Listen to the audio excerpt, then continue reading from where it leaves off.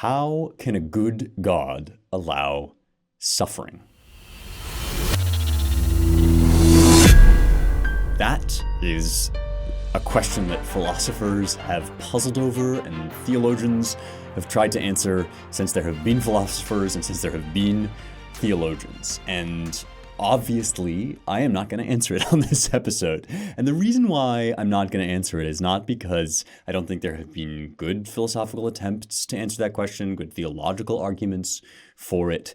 But on some level, right, an argument, an answer that proceeds logically to this question is going to leave you a little bit cold, because you can argue your way into understanding intellectually how a good God could allow suffering. But when you actually are in suffering, when you really hurt, when you have lost somebody you love, or when you've been forced to flee your home because of political persecution, or God forbid anything even worse happens, right? In those moments, you aren't going to argue yourself intellectually into trusting in God or into believing that God could still be good, right? There is something emotional about this question. This is a question that is not just about how, from a purely theological perspective, that is how as a matter of practicality, but how can this be, right? My God, why have you forsaken me? That outcry of Christ on the cross is an outcry that we all, on some level, no matter how pious we are, we all end up asking that question in a deep emotional way. And so in order to answer it, you need an answer that takes in the whole of life. What you really need is a work of art. You need a poem or a song or a depiction of this that kind of grasps the inconsolable depths of your spirit and says, nevertheless, despite the fall, despite sin, despite pain, God is good, and ultimately his designs are perfect. And so that's what we are reading today. We are reading a poem that attempts to answer that question. It's a very famous poem. People have asked for it a lot on the show. It's Milton's Paradise Lost. I'm going to pause for just a second, bring you a word from our sponsors.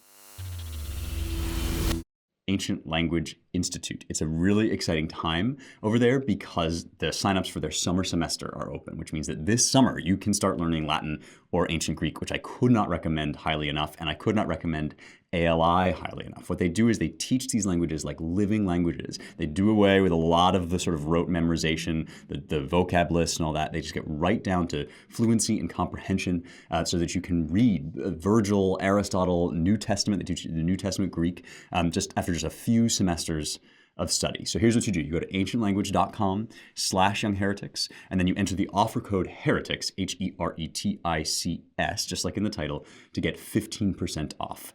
These classes fill up really quickly, and the signups for the summer semester are only open for another couple weeks. So head over there now. They're online classes. They take students of all ages and experience. You can get a consultation to figure out the right class for you. One more time, go to ancientlanguage.com/youngheretics, ancientlanguage.com/youngheretics. Use the offer code heretics for 15% off. All right, back to the show.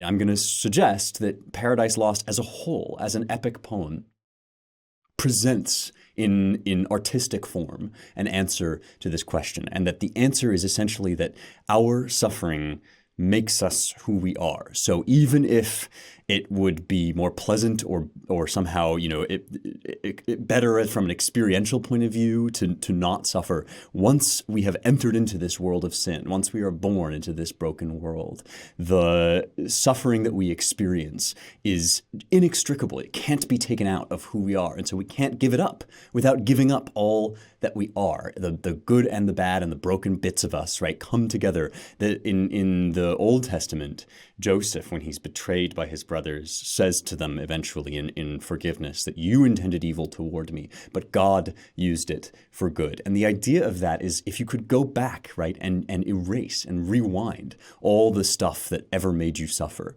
would you? Would you do that and lose everything that you are because of it, all the wisdom that is in it, all the, even laughter, right? Even laughter comes from recognizing the things that have failed, that have fallen short. Would we give up laughter, right? These are the questions that really answer, these are the kind of ultimate answers to that question. How can a good God allow suffering. And it's Milton's project, express project in Paradise Lost, to answer that question. I'm going to pause for a moment and just thank you for listening. It's just wonderful to have you here. This show is one of the great joys of my life. Hearing from you and connecting with you is one of the great joys.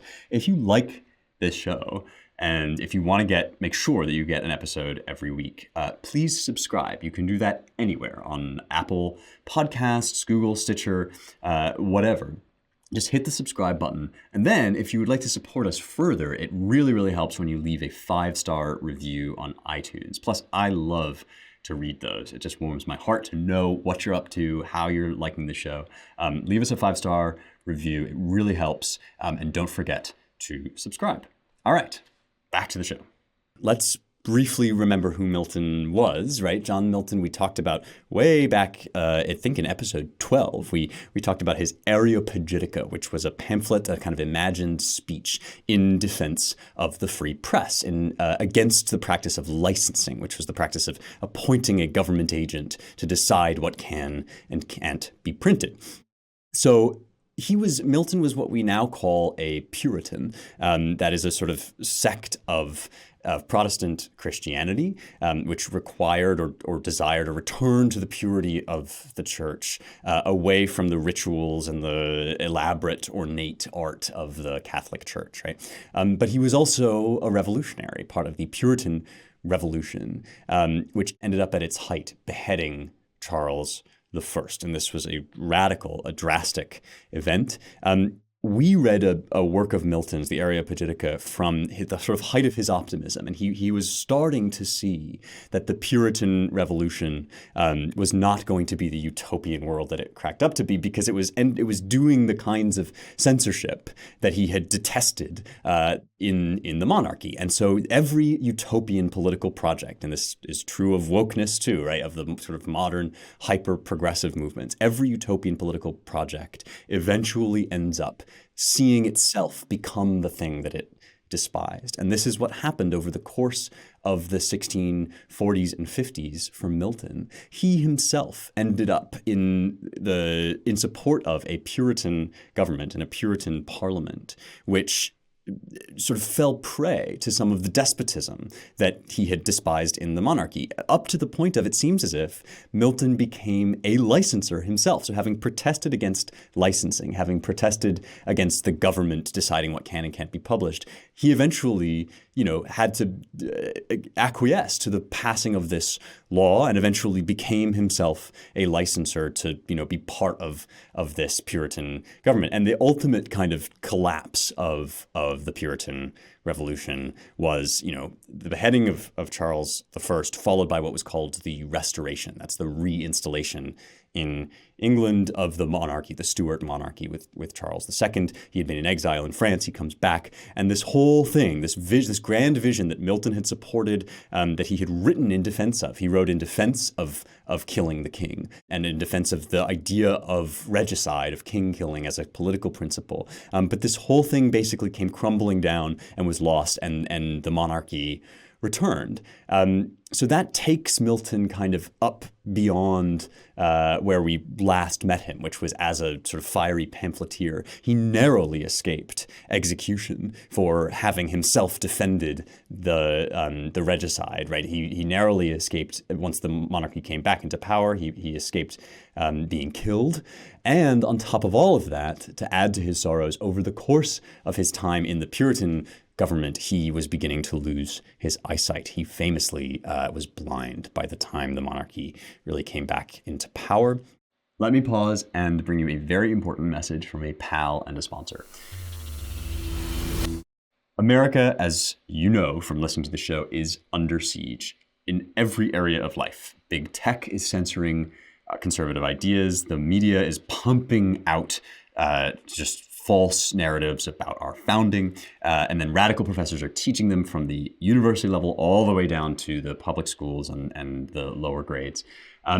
This did not happen overnight. I have stressed before that this was an intentional plan on the part of mostly Soviets, so basically this long march through the institutions to retake America and turn it against itself. It is high time that we fought back, and Governor Scott Walker is doing that. He's a man who knows how to fight and win. He was the governor of Wisconsin and stood up against everything that the left threw at him there.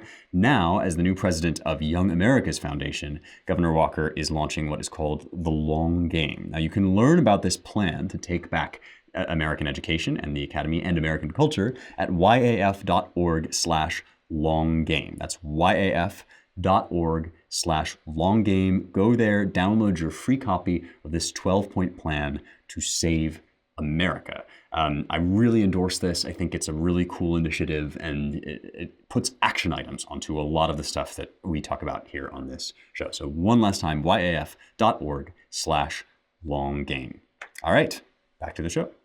So we are meeting Milton now, having been an optimistic, utopian political revolutionary, as a disillusioned older man, as one who has seen the grand designs of men, the grand plans of mice and men, fall crashing to the ground. And it's in that context that he composes, by dictating to his daughters, that he composes Paradise Lost, his great epic poem. He had planned and thought about writing an epic at least since he was 19 years old. So this had been in his head for a long time. But for a while, it seems like what he planned to do was write a nationalistic epic, kind of like, we remember we talked about Virgil and Augustan Rome, right? That was a grand epic poem in defense of Rome and in celebration of Rome, even if it had critiques of Rome within it, right? It was ultimately about how Rome came to be as this big historical event, right?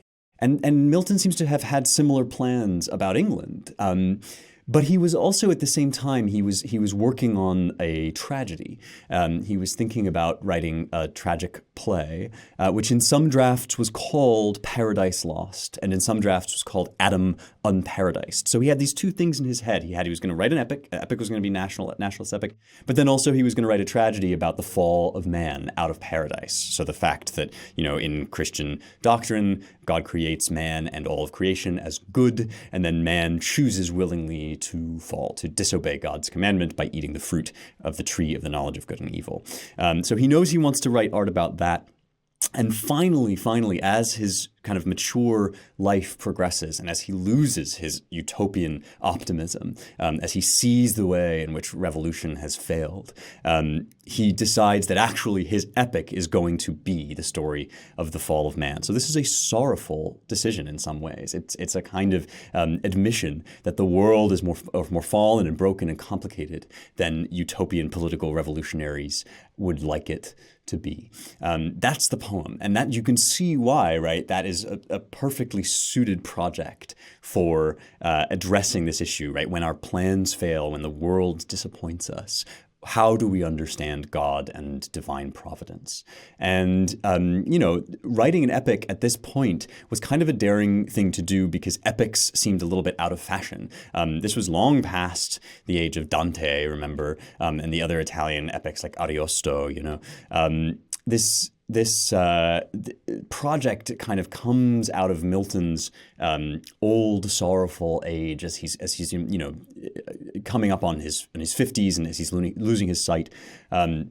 He sort of turns to creating this old form and to telling the grand story of mankind's fall, and also, importantly, of Satan's fall, right? There are two falls in Paradise Lost. There's the angel Lucifer, who rebels against God and falls to become Satan. All of his followers, his minions, become the devils of hell. And then, because Satan wants basically to draw all things toward his own misery, he ends up tempting Eve to fall, and Eve tempts Adam to fall, and we have the fall of man. Let's talk for a second about the kind of poem that this is before I start reading passages from it, because this is, again and again, we've come up against the problem that these older works can be difficult for us to read, right? They are written in language that is sometimes, more ornate than we're used to, but also they require a sort of sustained attention. Maybe they're in forms like the epic form. We don't really write epic poems anymore. And so this is a poem which is sort of avowedly an epic. It's published in 1667, in 10 books. And then you'll be heartened to know that the public had some of the same problems that you may have, right, in coming up against this book. They were sort of like, this was Milton's grand vision. He thought it was so brilliant, and the public was kind of like, huh? And so the publisher, Samuel Simmons, procured in 1668, the next year, he got Milton to write what's called arguments. These are like explanations of what's going on. So there's now, at the beginning of each book, there's an argument and explanation about what happens, and also a defense of the fact that he wrote it without rhyme. This was kind of shocking in English poetry too. There are no rhymes in this poem. It's just written in what's called blank verse or heroic verse, which is iambic pentameter, da da da da da da da da da, with no rhyme. So it just kind of gallops along the way that Homer and Virgil do. And Milton defended it in this way. He said, this is how Virgil and Homer wrote. They wrote without rhymes. And it's this kind of galloping story that you don't like go in and underline little bits and pieces. You kind of read it as you let it wash over you. So if ever there were a poem to read out loud and to begin your encounter with by reading it out loud, this is it, Paradise Lost. I'm going to read actually our old pal C.S. Lewis wrote what's called a preface to Paradise Lost in 1942, which is one of the best scholarly treatments of the work. And here is what he has to say about the style of the poem. He says, if anyone will make the experiment for a week or two of reading no poetry and hearing a good deal, he will soon find the explanation of these stock phrases, that is, of repeated forms in epic, right? It is a prime necessity of oral poetry that the hearers should not be surprised too often or too much. The unexpected tires us. It also takes us longer to understand and enjoy than the expected. A line which gives the listener pause is a disaster in oral poetry because it makes him lose the next line. And even if he does not lose the next, the rare and ebullient line is not worth making. In the sweep of recitation, no individual line is going to count for very much. The pleasure which moderns chiefly desire from printed poetry is ruled out anyway. You cannot ponder over single lines and let them dissolve on the mind like lozenges. That is the wrong way of using this sort of poetry. It is not built up of isolated effects. The poetry is in the paragraph or the whole episode. To look for single good lines is like looking for single good stones in a cathedral. The language, therefore, must be familiar in the sense of being expected. But in epic, which is the highest species of oral court poetry, it must not be familiar in the sense of being colloquial or commonplace. The desire for simplicity is a late and sophisticated one. We moderns may like dances which are hardly distinguishable from walking, and poetry which sounds as if it might be uttered extempore. Our ancestors did not. And so, obviously, Milton was not writing an oral poem in the sense that this was not designed to be recited start to finish the way that the Homeric poems eventually were. But he is writing in the style that is born in oral poetry and has this same kind of cumulative effect, but is not common, right? This is a kind of elevated form of speech. Lewis says of our ancestors, they liked to dance, which was a dance, and fine clothes, which no one could mistake for working clothes, and feasts that no one could mistake for ordinary dinners, and poetry that unblushingly proclaimed itself to be poetry. What is the point of having a poet inspired by the muse if he tells the stories just as you or I would have told them? It will be seen that these two demands, taken together, absolutely necessitate a poetic diction, that is, a language which is familiar because it is used in every part of the poem, but unfamiliar because it is not used outside poetry. This is his way of explaining how it is that Milton goes about constructing his own poetic language, which is written but has these kind of echoes from oral poetry and is designed as a grand kind of sweeping gallop, right? This iambic pentameter, that's 10 syllables, right, with alternating stresses. And you'll hear it now as we start to read.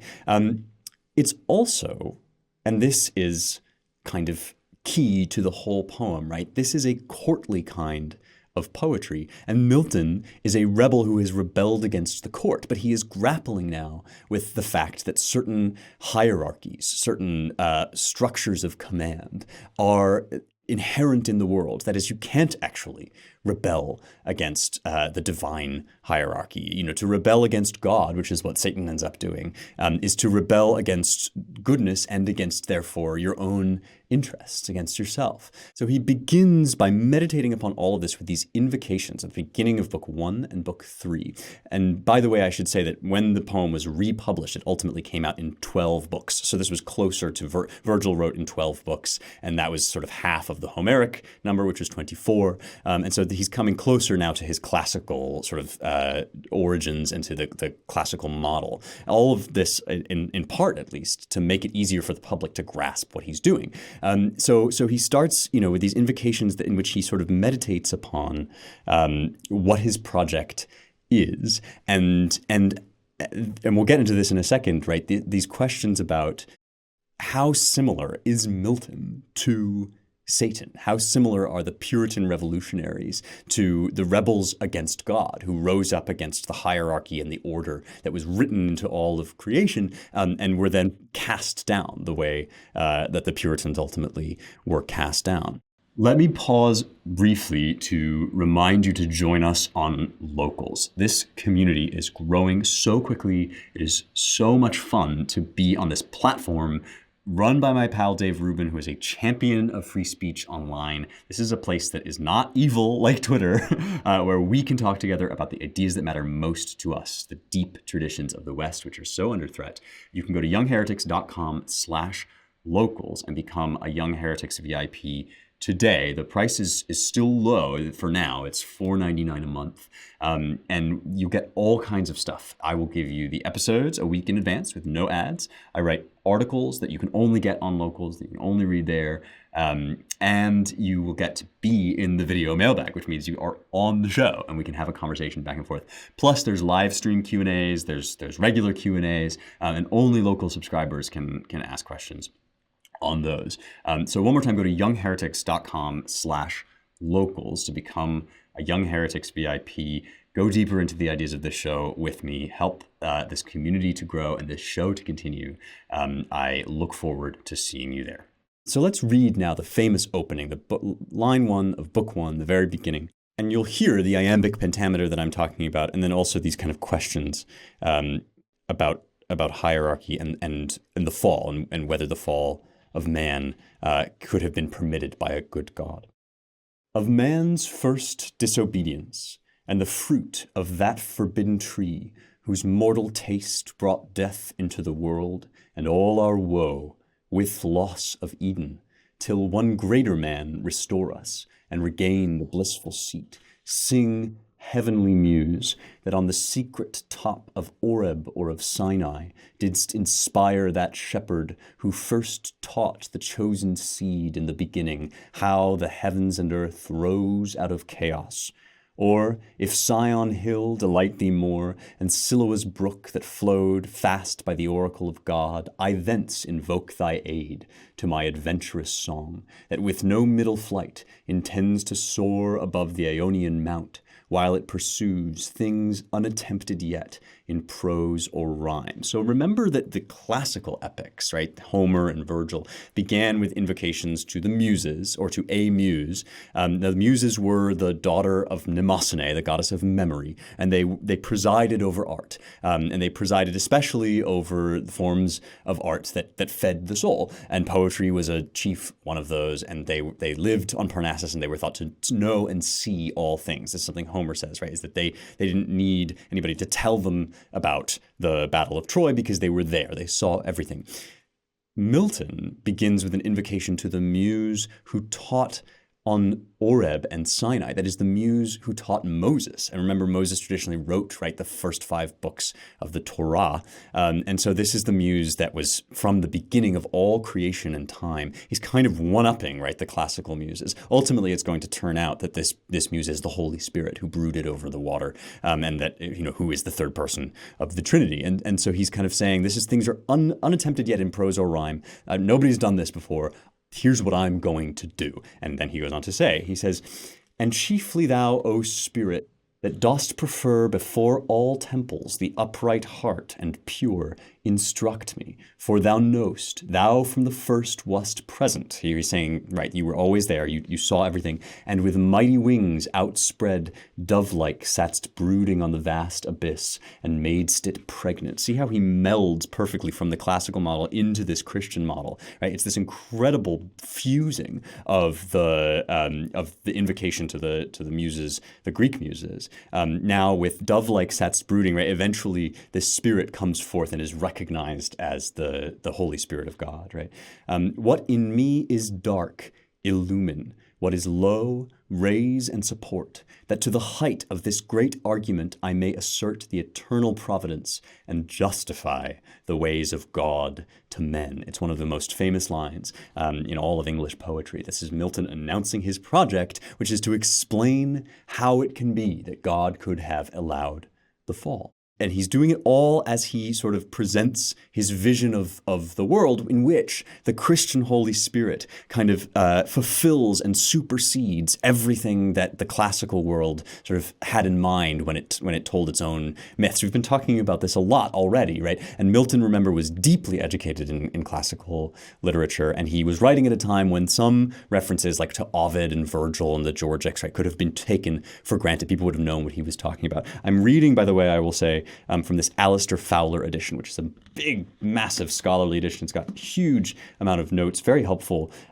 if you really want to get into this poem. It's from Routledge, and it's just called Milton, Paradise Lost. But so note also that Milton sneaks in these little references, which, you know, if you don't pay attention to them, they probably don't hit you, but they are biographical references, right? What is dark in me illumine. This is a person who has lost his sight and who has been meditating on the loss of visual light, which kind of turns him inward toward this inward light. So I'll just read one more passage, which is the other invocation at the beginning of book 3. He sort of redoes this invocation and invokes light.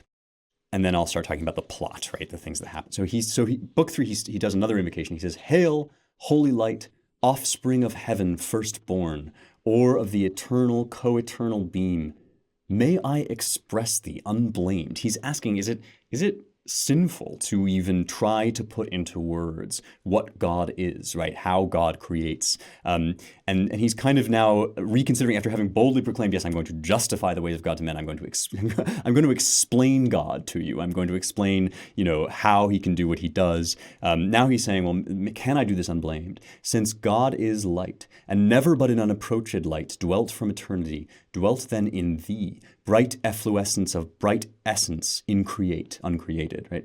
Or hear'st thou rather pure eternal stream, whose fountain who shall tell?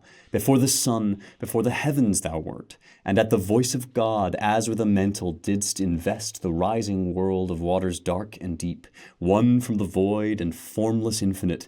Thee I revisit now with bolder wing, escaped the Stygian pool, though long detained in that obscure sojourn, while my flight through utter and through middle darkness borne with other notes than to the Orphean lyre, I sung of chaos and eternal night, taught by the heavenly muse to venture down the dark descent and up to reascend, though hard and rare. Thee I revisit safe, and feel thy sovereign vital lamp, but thou revisit'st not these eyes that roll in vain to find thy piercing ray, and find no dawn.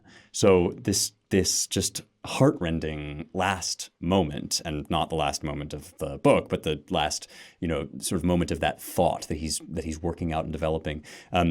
What he has said, and we're going to get into this in a second, right, is that he began the poem by talking about the depths of hell, by talking about the dark things of Satan and his fall. And he invoked the muse, the Holy Spirit, to take him down there. And now he's coming back up to talk about heaven, and the light, again, is here as his kind of guide and muse, but it revisiteth not these eyes, that his own two eyes are blind, right? This very poignant sort of interjection of the poet himself as this kind of blind seer, which is an ancient thing, right? This is Homer's sort of image of the blind poet who sees internally, who is inspired by the muse, and for Milton, he's inspired, he's claiming, by God. So it's both incredibly bold, but also kind of piteous, right? And he's setting out to tell us this story as our kind of guide through the earliest things, the earliest stories of how we came to be. So how does he tell this story? Well, he begins in what Horace, the Latin poet, called in medias res. And we've talked about this before, that this is a standard way of beginning epic, that instead of starting from the beginning and going to the end, you kind of plunge in and then work out by people telling stories or by people remembering things. You work out the whole of the story. And he really starts, Milton does, with this question of rebellion. Is it possible? Is it legitimate to rebel? And again, the Puritan revolution had just raised this question, and he had defended the most extreme. I mean, rebelling against the king, killing the king. You know, it's a little easier for Americans to get down with that idea because we began our country by kicking the king out of our continent. But for an Englishman, this would have been tantamount to saying that you could depose God. And this is why, of course, people have begun to suspect in the years since Milton composed Paradise Lost, people have suspected that he was kind of sympathetic toward Satan, who rebels against God. And William Blake, the famous Romantic poet, wrote in The Marriage of Heaven and Hell, which comes out around 1790, he says, "The reason Milton wrote in fetters when he wrote of angels and God, and at liberty when he wrote of devils and hell, is because he was a true poet, and of the devil's party without knowing it." So Blake was saying that Milton was too honest a poet to write about Satan without sympathizing with him. And the idea then is that Satan comes across as this kind of heroic character. He expresses a furious desire never to be ruled even if it's legitimate rule, even if it's divine rule. And so there are those who have said, well, yeah, you shouldn't be a slave. You know, you shouldn't allow yourself to be subjugated at any cost. This is the sentiment that some modern people have found appealing in Milton's Satan. So I will read now one of the most famous speeches of his, in which he expresses this, and you'll see why people have found it so appealing. "Is this the region, this the soil, the clime," said then the lost archangel, "this the seat that we must change for heaven, this mournful gloom for that celestial light? Be it so. Since he who now is sovereign can dispose and bid what shall be right, furthest from him is best, whom reason hath equalled, force hath made supreme above his equals. Farewell, happy fields where joy forever dwells. Hail, horrors, hail, infernal world, and thou profoundest hell, receive thy new possessor, one who brings a mind not to be changed by place or time. The mind is its own place, and in itself can make a heaven of hell, a hell of heaven." This is an important idea for Satan, that he's going to be able, by sheer force of will, to turn hell into heaven by just, believing that it's better. "What matter where, if I be still the same, and what I should be, all but less than he whom thunder hath made greater? Here at least we shall be free. The Almighty hath not built here for his envy, will not drive us hence. Here we may reign secure, and in my choice to reign is worth ambition, though in hell. Better to reign in hell than serve in heaven." So he's essentially saying, this dark, evil chasm is what I will make into my own heaven because I will be free, because I will not be subject to God's rule. Milton is grappling with whether that is a valid point of view. And there were examples for him in classical texts, especially in Book 11 of Homer's Odyssey, right? Achilles appears among the dead, and he says it would be better essentially to be a slave among the living than to be free among the dead. And Satan is basically giving the opposite argument. He's saying it's better to rule in hell than reign in hell than serve in heaven. The question is he right? And there have been those who argue yes, because the idea of being lower than anything cannot be borne. But that is not actually the same thing as rebelling against a king. And this is where I think Blake ultimately was wrong. And Lewis argues that Blake got it wrong because Milton had rebelled against a human monarch and had basically said that monarch's rule was illegitimate. But he believes deeply in the existence of rulership and in righteous rulership. And essentially God is the ultimate righteous ruler. And so when Satan says, I'm going to rebel and I'm going to make hell into my own kind of heaven, he finds that exactly the opposite is true. Basically, hell turns him into Satan. And the reason for this is when you rebel against reality, as opposed to rebelling against human structures, when you rebel against reality, what you find is that you can't actually change it by sheer force of will. A lot of what we are doing right now is an attempt to change reality by rebelling against it just by our desires, just by saying, you know what, I'm going to consider this good. Remember when Cosmopolitan, this is a kind of, going to low culture here, but Cosmopolitan magazine released an issue in which they had these vastly overweight people on the cover, really fat people. And the cover said, "This is healthy," right? That is a perfect example of rebelling against reality by trying to will it so. And the result of that will just be that you get fat, right? And of course, being obese, right, being vastly overweight is not healthy and leads to all sorts of problems, including vulnerability to coronavirus, right? Which is the grand irony of all of this. And so this satanic logic, right, this logic which says good is evil, that I can force you to view me as a woman just by declaring it, right? This logic which, in itself, the people who fall prey to this logic are not, themselves fully, evil or anything. They're just prey to the exact satanic logic, which says, well, if you can rebel against a human ruler, if there are illegitimate human rulers, which there are, then you can rebel. No rule is legitimate. You can rebel against absolutely anything. And you can rebel against, reality and against, they call them social norms, right? But of course, reality is ordained by God and is ultimately good, and rebelling against it just leads you into this sort of dark self-degradation, which is exactly what happens to Satan. So he's actually, as it turns out, he's not a hero. He's a sort of pitiable, tragic self-destroyer, self-deceiver. This is what Lewis argues about him, and I think he's right. I'm going to read now a judgment from Lewis. Lewis says, Johnson has complained that Milton thought men made only for rebellion and women only for obedience. We're going to get to the women thing in a second, right? Others have assumed that since he was a rebel against the monarchy of the Stuarts, he must also have been a rebel against the monarchy of God and secretly of the devil's party. That's Blake, right? At the very least, there is felt to be a disquieting contrast between republicanism for the earth and royalism for heaven.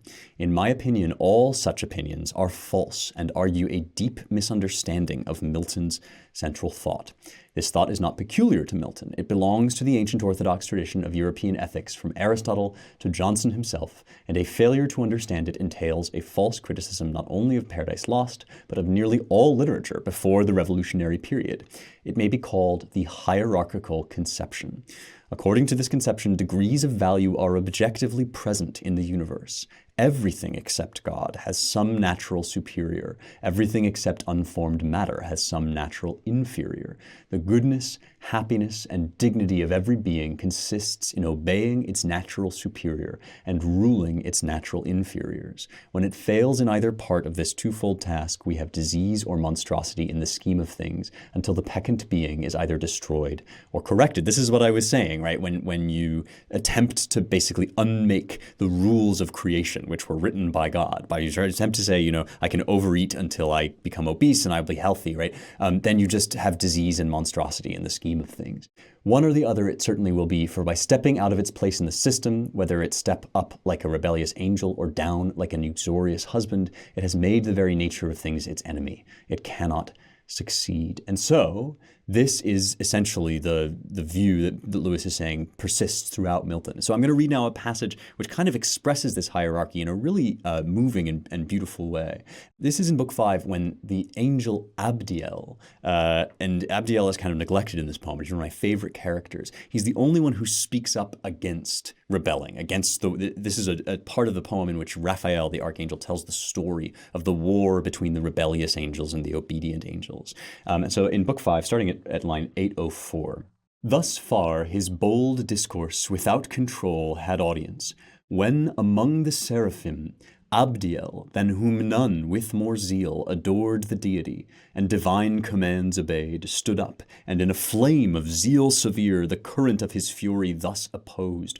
O argument blasphemous, false and proud, words which no ear ever to hear in heaven expected, least of all from thee, ingrate, in place thyself so high above thy peers. So he's speaking to soon to be Satan here, right? Canst thou with impious obloquy condemn the just decree of God, pronounced and sworn, that to his only Son by right endured with regal scepter every soul in heaven shall bend the knee, and in that honor due confess him rightful king. So Satan has rebelled against God's announcement that his Son is going to command the obedience of everything, of all creation. I'll skip ahead now to another passage of Abdiel, sort of responding to this. He says, "O alienate from God, O spirit accursed, forsaken of all good, I see thy fall determined, and thy hapless crew involved in this perfidious fraud. Contagions spread, both of thy crime and punishment. Henceforth no more be troubled how to quit the yoke of God's Messiah. Those indulgent laws will not be now vouchsafed. Other decrees against thee are gone forth without recall. That golden scepter which thou didst reject is now an iron rod to bruise and break thy disobedience." This is imagery from Isaiah and from the prophets, that God's benevolent rule becomes his rod to bruise and break thy disobedience, right? "Well thou didst advise, yet not for thy advice or threats I fly these wicked tents devoted, lest the wrath impendent, raging into sudden flame, distinguish not, for soon expect to feel his thunder on thy head, devouring fire. Then who created thee lamenting learn, when who can uncreate thee thou shalt know." So spake the seraph Abdiel, faithful found among the faithless, faithful only he among innumerable false, unmoved, unshaken, unseduced, unterrified, his loyalty he kept, his love, his zeal. That, I love that line. So spake the seraph Abdiel, faithful found among the faithless, because it describes this actually very human phenomenon. We know this from human experiences, that when everybody is saying one thing, it takes this incredible courage to say, no, the right thing is this way. A lot of people are facing up against this with cancel culture right now, right? You're facing this, like, thing where you go into a training and they tell you that you're racist just because you're white, and like everybody's kind of nodding along, right? This moment when you have to stand up and say, no, I believe this, right? This is the ultimate version of that. This is Abdiel defending obedience to God. But note, right? He says, I don't want to stand too close to you because God's wrath is coming down upon you, and I don't want to be there when it does. So this is essentially the argument that Lewis suggests kind of answers the question about, well, how can somebody who rebelled against the king defend the hierarchy of reality? Well, he says the hierarchy of reality is a different thing. It's you can't rebel against it without essentially rebelling against yourself.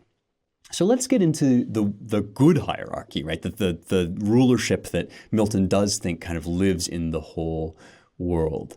And this is something which people have tried to cancel Milton over, because he has this vision, right, of rulership. And some rulership we're kind of ready to think about, right? Worshiping God, serving God. That's still, at least for now, kind of anodyne. But then he thinks that all creatures are in rulership, including women to men. And so we're going to get to that. But first, let's do a just sort of survey of this whole idea of hierarchy. This is Raphael again. Before he starts telling the story, when he meets Adam, he's telling the story to Adam in paradise. And this is this kind of pivot point, right? Milton is dealing with these two threads, the thread of Satan, and we've sort of seen now what Satan's rebellion is, right? It's a rebellion against the nature of things. And then in order to satisfy his sort of guilt and shame and self-hatred, self-loathing, he has to kind of draw others into that same logic, that logic of rebelling against reality. And so that's what he starts to do. He sets his eyes on earth and on, mankind, because he knows that mankind is this kind of hinge between the divine beings who are blessed and the satanic beings. Mankind has free choice, right, to decide which to do. And so he's got his eyes set now on paradise and on Adam and Eve, and Raphael is visiting to tell the story about what happened in heaven. But there's a kind of passage that goes a little too unremarked, I think, in Book 5, in which Adam says to Raphael, well, welcome, you're obviously honored guest here, right, this is archangel, but can you eat our food? Isn't it kind of too low for you? And Adam says, heavenly stranger, please to taste these bounties which are nourisher, from whom all perfect good unmeasured out descends, to us for food and for delight hath caused the earth to yield. Unsavory food, perhaps, to spiritual natures. He's saying this is the produce of the earth, it's what we eat, but maybe it's unsavory for spiritual natures. Only this I know, that one celestial Father gives to all. To whom the angel, so Raphael replies, therefore what he gives, whose praise be ever sung, to man in part spiritual, may of purest spirits be found no ingrateful food, and food alike those pure intelligential substances require, as doth your rational. So he's saying food for the spiritual part of man, the higher faculties, the mind requires nourishment of a kind, right, like reading and prayer. But these intelligential substances require food, as doth your rational, and both contain within them every lower faculty of sense, whereby they hear, see, smell, touch, taste and concoct, digest, assimilate, and corporeal to incorporeal turn. So this is this hierarchy built within even just our own flesh and blood. And we notice this, right, that we talk about food for the mind, food for the soul, right? But we also notice that, our bodies respond to food in the same way that our mind responds to things like prayer and reading, and that even our bodies are linked up to our higher faculties. The whole thing is like a Russian doll, right? Where if you imagine your higher faculties of your spirit and your mind, right? Within them are nested your body and your flesh, and these things are not separable from one another. It's this kind of integration of your whole person. And this is why when people start talking about themselves like chemistry sets, right, as if they're just meat, you sort of say, well, no, actually your flesh, right? You remember that when you eat, you feel better, right? Emotionally, you start to feel better. If you're really hungry, you get angry, and then you start eating and you feel better, right? Raphael is saying all these things are linked into one another, and angels are basically just another level up and out, but they don't lack the rest of it, right? It's not like we transcend into this kind of gelatinous world where there's only spirit. Raphael is saying, no, all of creation is good down to the ground, and we build up and outward from the lowest part. So it's not as if the lower part, the obeying part, is worse or evil, right? And this is a key thing to remember, even if you disagree with Milton, right? And I kind of do, right, about what the relationship between the sexes should be. Nevertheless, right, what he's not saying is, oh, women are less than. He's saying, oh, that there's this chain of hierarchy that begins up with God and goes down through the angels, and in everything, right, everything that we are is meant to be good, is meant to be part of that chain of hierarchy. It's breaking that hierarchy that Satan convinces Eve to do. He basically convinces her to disobey God and try to put herself above God, which is to destroy the whole of creation, the whole construction of creation. So before any of this happens, and this is something that Milton kind of wants us to be clear about. He's sort of obsessed with this, or he wants to stress it. Adam and Eve have the perfect marital relationship, and that includes really great sex. So I'm going to read the part where he talks about this because it gives you, again, a sense that the physical world for him is not this kind of low base thing. It's folded into this hierarchy that includes the spirit, that out of the physical world, we build up the parts of the spirit. So this is book 4, Before the Fall.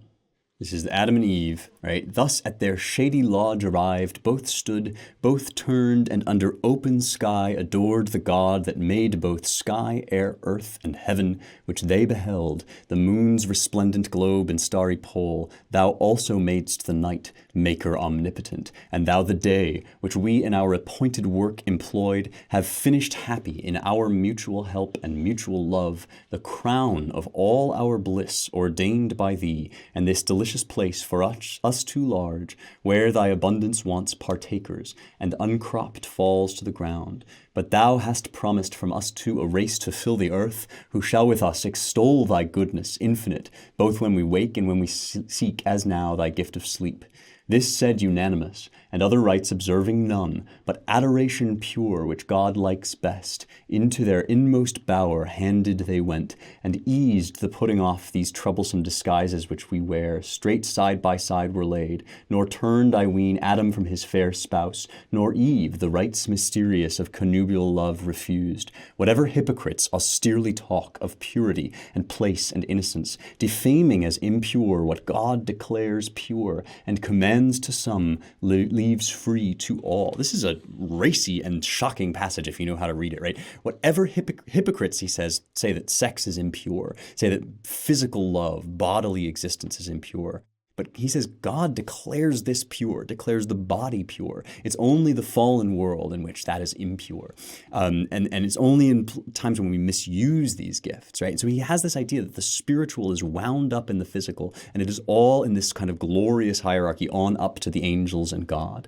How does this get corrupted and destroyed? Well, he basically tells this completely understandable story in which, and I will just read the part in which Satan seduces Eve, in which Satan appeals to the parts of Eve that are vulnerable to fall.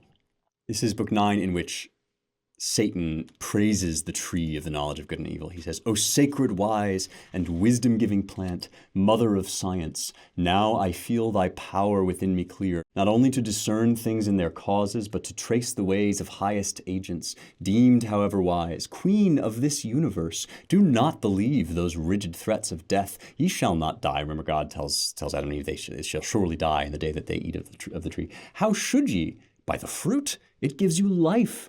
To knowledge, by the threatener, look on me who have touched and tasted, yet both live, and life more perfect have attained than fate meant me, by venturing higher than my lot." This is a lie. And to read the rest of the poem, you have to read the rest of the poem to understand how miserable Satan is at this point. He cannot escape hell. He eventually says, look, hell is following me around in the opposite way, right? He planned to make hell into heaven. Hell instead has made everywhere he goes into hell.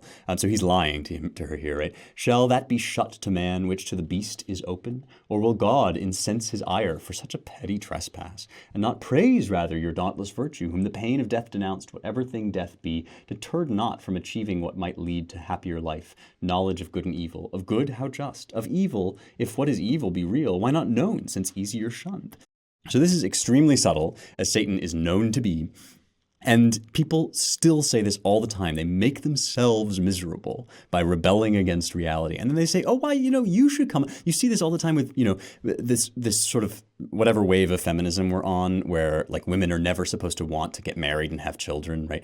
But in fact, many women, the majority of women are blissfully happy in a relationship, raising a family, all of these things, right? And you see this stuff, like there was a while back, there was this woman who sort of advertised freezing your eggs. You can have it all. You go, freeze your eggs and wait for a while, and then you'll have a great career, and then you'll come back and you'll do IVF, you'll do in vitro fertilization or something like that.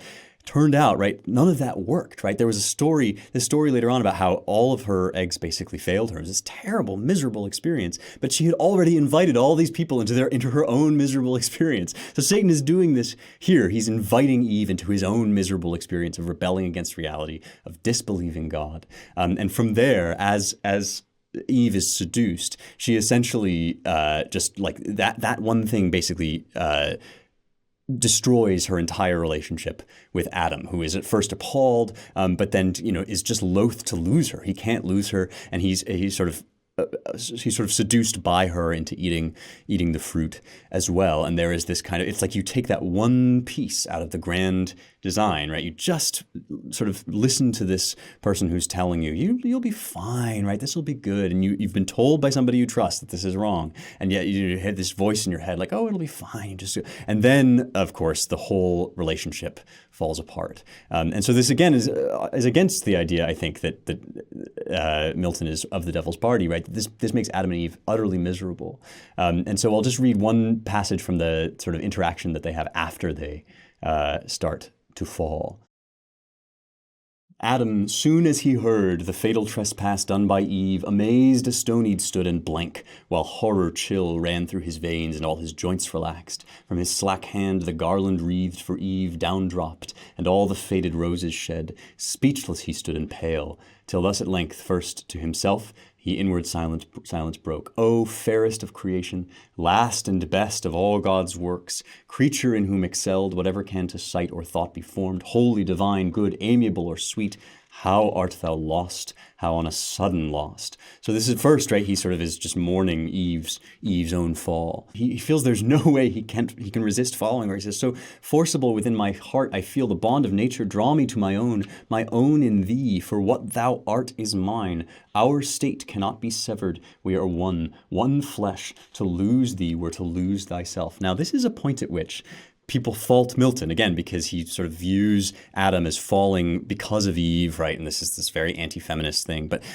you have to understand, right, that Milton thinks that Eve and Adam are intimately bound in this hierarchy, that because Adam is above Eve in this hierarchy, he's also linked to her, and his fate is kind of dependent on hers. And he is, he's given so much of himself to her that he basically can't lose her. And so they both fall. They become subject to all the terrible things that men and women are subject to. They squabble, they bicker, they blame one another, and the story proceeds, as we know it to proceed. But Milton, in working all of this out, right, has secretly been working out another argument, which is that all of this turns us into who we are, and who we are, right, cannot be undone. That we are, that essentially what is about to happen now is that the stage is set for Christ's sacrifice on the cross. And Christ's sacrifice is something more beautiful even than the original creation. And the context of it is the context of the fall. And so he's essentially saying without the fall, this is the idea, it's called the felix culpa, the happy fall, or the lucky fall, the lucky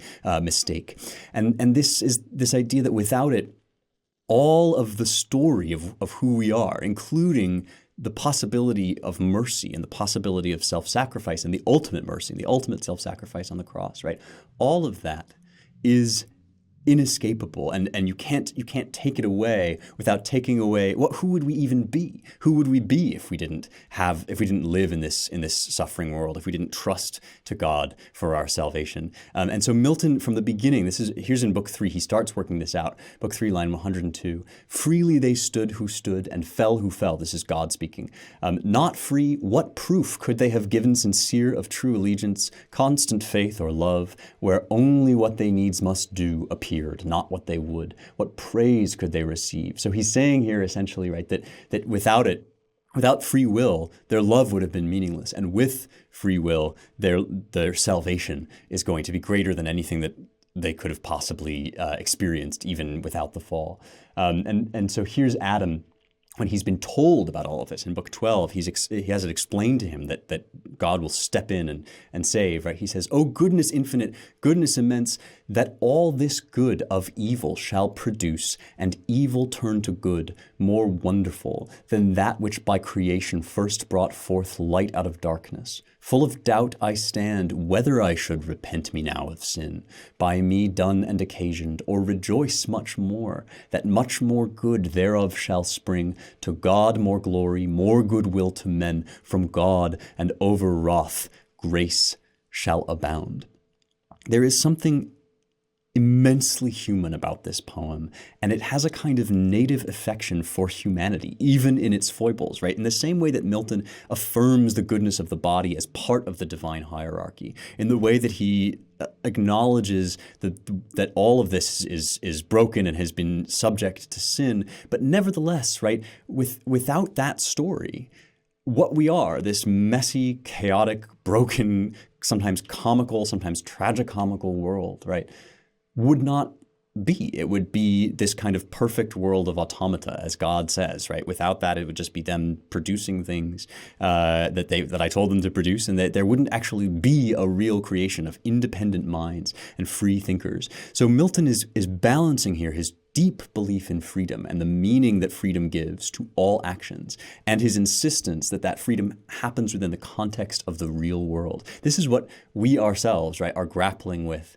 now, is that the world puts certain constraints on us. We are free to respond within that world, but certain choices bring certain consequences. And Milton is essentially saying where we are, this messy, broken world, en route to, he believes, salvation by God, is ultimately going to turn out to be worth it because of the redemptive work of Christ. You have to read the whole poem to obviously grasp how this works itself out. But that's an introduction to what this poem is, and how, after losing his belief in political utopia, Milton found his way back to his belief in a good God, even in this world of suffering and sin. All right, that's Paradise Lost. It's one of the greatest works of the West ever composed, and let's do the mailbag.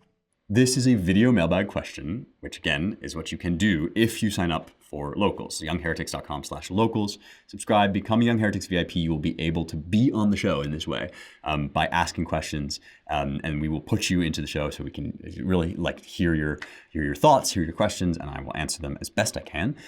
Here's one from John. How do you take notes in books that you are reading for enlightenment? I have this old book on the art of war, the Greek and Macedonian art of war, from this gentleman who got it in 1958. And he writes a number of notes throughout the book, which I find very interesting because it shows how much care and thought he gave to this book. So how do we do that same thing? Do you write in separate things? Do you write in your books? How exactly do you retain all those quotes to pull out those juicy bits of information? Oh, this is such a great question, and it's I have gone through so many different stages of how I feel about writing in books. I think everybody who loves books has a kind of internal debate about this, because the books are such beautiful objects; they're companions for your whole life. You don't want to mess them up. But I have gotten past that and come to really believe in writing in books, and I will tell you a story that kind of explains why.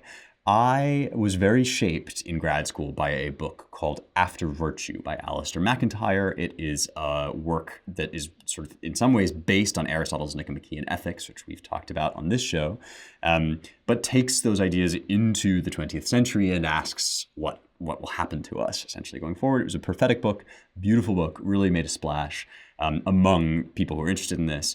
Anyway, I read my father's old copy of it, which he read before he converted to Christianity.